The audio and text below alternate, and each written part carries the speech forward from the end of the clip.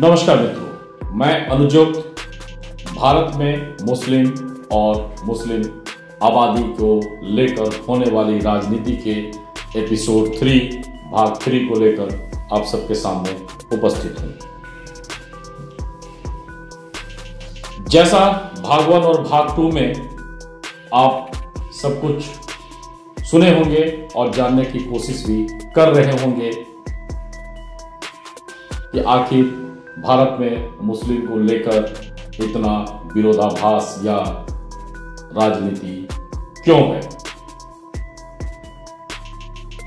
और इसका फायदा किसको मिलता है। क्या मुस्लिम इसके लाभार्थी हैं या इस राजनीति के गंदगी के शिकार बने हुए हैं।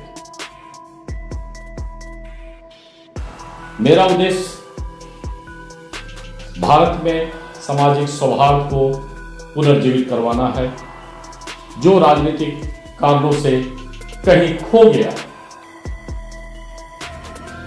एक विकासशील देश के रूप में हम लोग भारत में रह रहे हैं, लेकिन क्या कोई भी देश बिना देश निर्माण, बिना देश नीति के आगे बढ़ सकता है?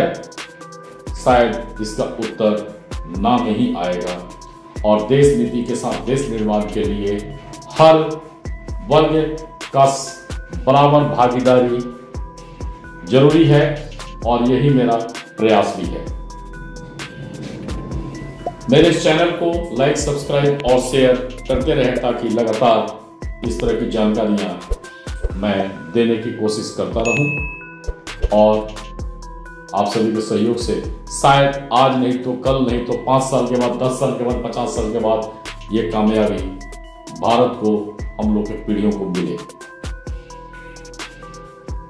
मैं जल्दी से भाग 3 के मुख्य बिंदुओं पर आता हूं। आजादी के बाद भारत में हिंदुओं को साजिशन जातिवाद को तोहफा में दिया गया। उस पर भी मैं कुछ सीरीज बनाऊंगा और वो भी आप सबके सामने आएगा।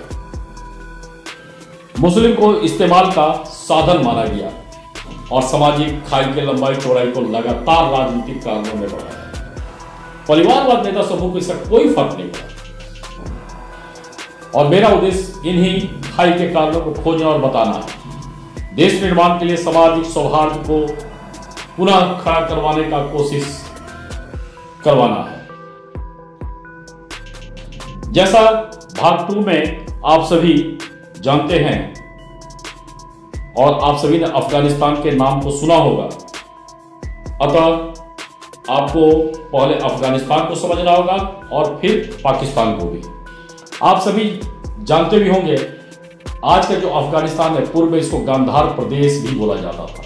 महाभारत काल में इसका काफी बड़ा उल्लेख भी है। इसका सीधा मतलब यह है कि वहां पर सनातनी धर्म था, सनातनी सभ्यता थी, सनातनी संस्कृति थी।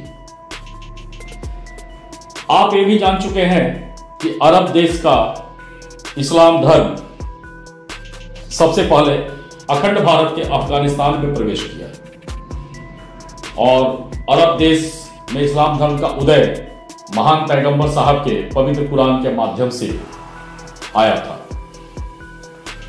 जब इस्लामिक शासक अफगानिस्तान में प्रवेश किए तो उन्होंने शायद पैगंबर साहब की इच्छा को बिल्कुल कहीं किनारे कर दिया और एक अपना स्वार्थरीति शासन प्रणाली को उन्होंने आगे रखा और उस शासन प्रणाली के अंतर्गत डर, आतंक, युद्ध, जबरन कब्जा से कुछ को धर्म परिवर्तन करवाया, कुछ को कई तरह का लालच देकर भी धर्म परिवर्तन करवाया गया।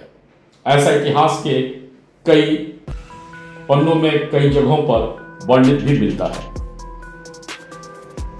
आज के अफगानिस्तान आबादी का मूल जड़ सनातनी था और मिट्टी का संस्कार भी सनातनी था और अनजाने में अफगानिस्तान की मूल आबादी अपने मूल संस्कृति से, मूल जड़ से कट गई। अब यहां प्रश्न ये आता है कि क्या वे इस्लामिक शासक पैगंबर साहब के इच्छा के अनुसार अफगानिस्तान में इस्लाम धर्म को प्रवेश करवाए, या अपने स्वार्थ नीति, अपने शासन नीति को आगे बढ़ाने के लिए समय समय पर उन्होंने एक स्वार्थी परिवर्तन किया और जिसका खामियाजा वहां की जनता, वहां की आम आबादी झेली। और आप लगातार बने रहें। भाग 3 को मैं यहीं पर समाप्त करता हूं, समय की कमी है।